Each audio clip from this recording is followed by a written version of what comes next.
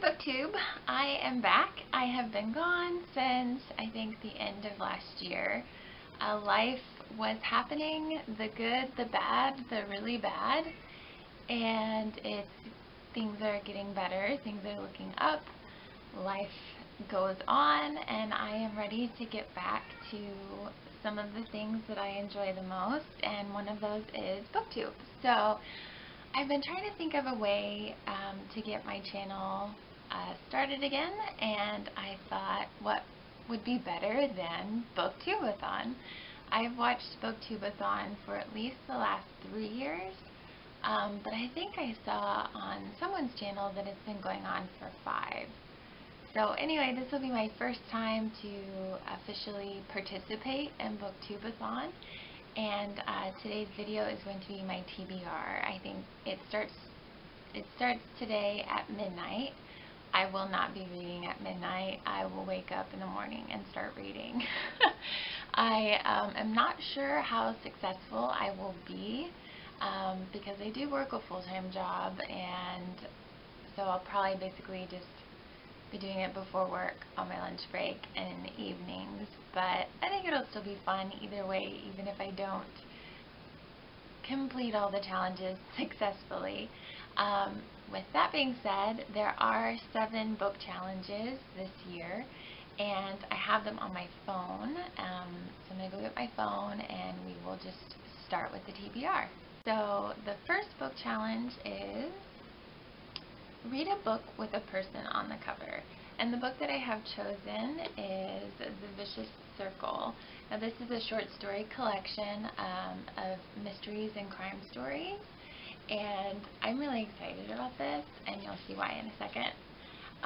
So the description says, most of the renowned writers who made up New York's notorious Algonquin Round Table in the 1920s are remembered today not just for their caustic wit that led them to dub their group the Vicious Circle, but also for essays, plays, and literary fiction they produced during its heyday. Yeah, so this is a short story collection of authors from the Algonquin Round Table, one of them being Dorothy Parker, also Alexander Woollcott, Edna Ferber, just some really famous people that were around in the 1920s. I think it'll just be a fun mishmash of stories to read. So anyway, I'm really looking forward to this, and that is my book for challenge number 1. Now, challenge number 2 is read a hyped book. This didn't take me any time to figure out what book I would be talking about. It is The Improbability of Love by Hannah Rothschild. Now, sometime last year, I believe this book was up for an award, and so around that time, a lot of the British and European booktubers were talking about this book, and I could not get my hands on it. I live in Oklahoma. It took me, I'd say, a good 1.5 years from finding out about this book before I could actually find a copy. Now, I know I could probably have ordered it online, but I'm just a little weird about ordering things online. I just want to find it in person. Is that weird? I don't know. How do you guys feel about buying books online? I prefer to buy from a shop, but I don't really know why. Just my preference, really. But anyway, The Improbability of Love by Hannah Rothschild has just interested me for a very long time. In The Improbability of Love, we meet Annie McD, 31, who is working as a chef for 2 rather sinister art dealers. Recovering from the end of a long-term relationship, she is searching in a neglected second-hand shop for a birthday present for her unsuitable new lover. Hidden behind a rubber plant on top of a filing cabinet, a grimy painting catches her eye. After spending her meager savings on the picture, Annie prepares an elaborate birthday dinner for 2, only to be stood up. The painting becomes hers, and as it turns out, Annie has stumbled across a lost masterpiece by one of the most important French painters of the 18th century. But who painted this masterpiece is not clear at first. Annie finds herself pursued by interested parties who would do anything to possess her picture. So some of the reviews that I've heard have mentioned that the painting itself narrates throughout the book, and that it's kind of snooty, and I think that's one of the reasons I'm excited, because I just think that that would be funny. But anyway, that's my hyped book. Challenge number 3 is to read a book in a day, and the book I've chosen for this challenge is Tales of the Islanders by Charlotte Bronte. On a cold December night in 1827, the 4 Bronte children each choose an island and a chief man to rule it. As storylines gradually fleshed out over the next years, Charlotte would record the momentous events that were to take place in the island's kingdoms, populating the distant island with a school full of wayward children, bullying ruffians, and villainous noblemen, and making it the home of the Duke of Wellington and his family. The children's imaginations spawned tales of swashbuckling adventures, darkest intrigue, and malevolent spirits. So I think this would be a really fun read to do in one day. I think it's only 88 pages.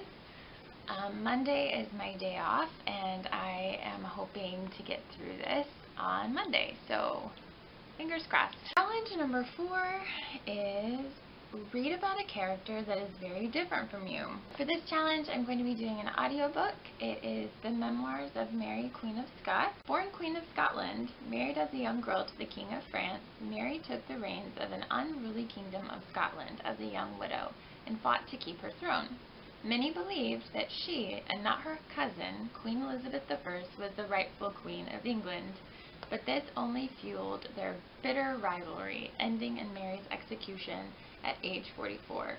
From her pampered childhood to the legendary scandals that surrounded her adult life, this vividly detailed and elegantly written fictional account brings readers straight into the heart and mind of one of history's most famous women. Yeah, I am nothing like Mary, Queen of Scots. First of all, I'm not a queen. Second of all, I did not have a pampered childhood or legendary scandals. So I think this will be fun. It is 9 hours long, so I'm not quite sure where I'm going to find 9 hours to listen to this, but we'll see. I figured I'll listen to it in the car. Challenge number 5. Finish a book completely outdoors.